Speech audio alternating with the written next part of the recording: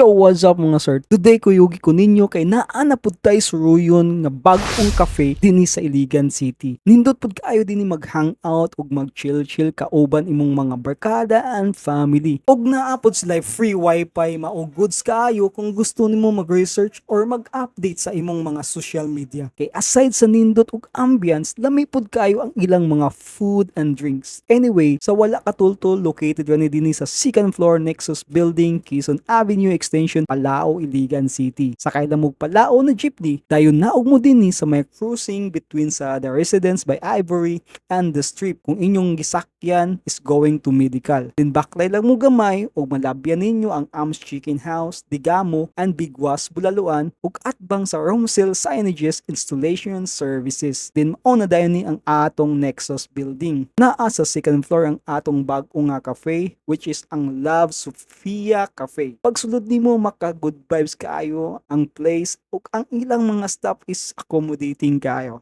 Welcome to Love Sophia Cafe! So mao ni mga foods and drinks na atong sulayan karon na ilang gi-offer sa tuwa. This is our rice bowls.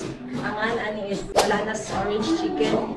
Gingan siya actually ang coffee shop namo is gingan siya actually sa akong plate nga ni Sophia. Then ang mga food is ang pangalan sa mga food is about siya sa kanang mga favorite niya nga mga TV shows. Kaningalan ni siya best friend si Alana. Gingan ko na mo sa iya ang favorite nga lunch which is orange chicken. Inspired siya sa Panda Express nga orange chicken na mahugod yung ganahan kaunan sa naso. Among gi-recreate nga gitaganan mo among kaugalingong twist tas among gi-appeal sa among menu. Tapos mo ni siya sir ang among isa sa among ano po sa among rice bowls gyapon honey shrimp favorite gyapon ni Sophia. Si Kiera's honey shrimp ang ngalan natin. Si Kiera best friend ta ni Sophia gyapon.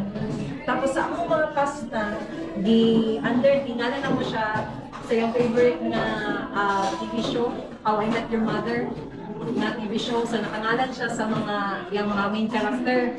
Moni ang mga Ted Mosby's Cajun Pasta, Robin Sherbatsky's Pesto, o Barney Stinson's Puttanesca. Ang Puttanesca is red sauce, ang Cajun naman is mula siyang carbonara like pero na siya twist na medyo spicy siya, a bit lang good nga spice, naman siya kick. Tapos pesto na yun eh. Ang mga na yung Penny's Chicken Clubhouse, Dr. Christina's Peach Berry, Peach Surprise, Dr. Meredith's Green Mint. Di may mga sir na kung din na to ang Opa, Joseph, Nata din na. 안녕하세요. Osis, Kalcha, guys. Follow me on YouTube, Joseph Palao, and akong page, official page, Opa Joseph. Punta na ako sa kaitan ka na ako sila sa atong description, okay? Una na tong gitalawan, ang ilang orange latte. Tapos ang ilang Keras orange chicken. First bite, goods kayo. Ato pong gitilawan ang ilang Ted Mosby's Cajun Pasta, Robenture Batsky Pesto, ug ang Barney Stinson's Puttanesca. Grabe, in fairness, lami pud kayo ang ilang mga pasta diyan ni mga sir. And then, nauwat jud ko ani ilang Dr. Easy's Mango Sparkle. Kay abi na ko og straw ang tanglad. Ay, abi na og straw. Saan siya?